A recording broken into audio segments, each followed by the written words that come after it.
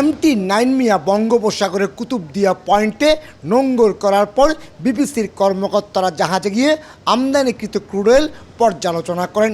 এরপর শুরু হয় ক্রুড অয়েল লাইটারিং কার্যক্রম। 8টি লাইটার জাহাজের মাধ্যমে এসব ক্রুড অয়েল নিয়ে আসা হচ্ছে চট্টগ্রাম নগরীর পতেঙ্গা উপকূলবর্তী ডলফিন জেটিতে। সেখান থেকে পাইপের মাধ্যমে নেওয়া হবে ইস্টার্ন রিফাইনারির ট্যাঙ্কারে। সৌদি আরবের ইয়ানবু থেকে একটা 1 লাখ টনের কার্গো লোড করেছি। আমরা আশা করছি যে 9 থেকে 10 দিনের মধ্যে এই তেল সরবরাহ সম্পন্ন করা সম্ভব হবে। পর্যাপ্ত ক্রুড অয়েল না থাকায় গত 14 এপ্রিল ইস্টার্ন রিফাইনারির 3টি ইউনিটের মধ্যে 2টি ইউনিট বন্ধ করে দেওয়া হয়। এই 2টি ইউনিটের প্রতিদিন 4000 মেট্রিক টনের বেশি অকটেন, পেট্রোল, ডিজেল এবং ফার্নেস অয়েল সহ 13 ধরনের জ্বালানি পরিশোধন করে ডিলারের মাধ্যমে বাজারজাত করা হতো। 1 lakh metric ton crude oil পরিশোধনের মাধ্যমে পাওয়া যাবে 26,000 metric ton diesel, 24,000 metric ton furnace oil, 16,000 metric ton petrol, 21,000 metric ton kerosene এবং 8,000 metric ton octane.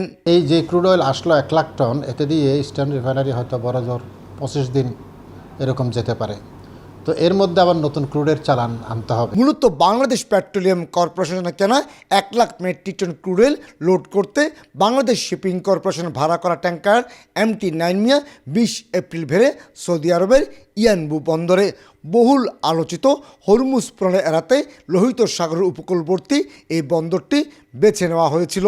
21 April Chittagong বন্দরের উদ্দেশ্যে জাহাজটি সৌদি আরব ছেড়ে আসে।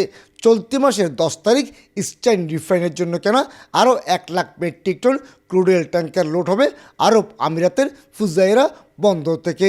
আগামী 25 মে এই ক্রুড অয়েলবাহী জাহাজ এসে পৌঁছাবে চট্টগ্রাম বন্দরের জলসীমায়। ইন অ্যাডিশন এই মাসের 10 তারিখে আরেকটা 1 লাখ টনের কার্গো লোড হবে হচ্ছে ইউএই বা এমিরাটসের ফুজাইরা এয়ারপোর্ট থেকে। এটাও হচ্ছে আপনার গালফের বাইরে। সো গালফের সেই ইস্যু বা ইরান ওয়ারের যে ইস্যু কোনোভাবে এটাকে এফেক্ট করছে না। ইস্টার্ন রিফাইনারির 3 নম্বর ইউনিটটি চালু থাকলেও সেখানে সামান্য পরিমাণে বিটুমিনের পাশাপাশি পেট্রোল ও অকটেন উৎপাদন হতো।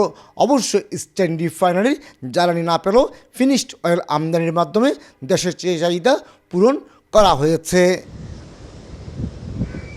কমল দে, সময় সংবাদ, চট্টগ্রাম।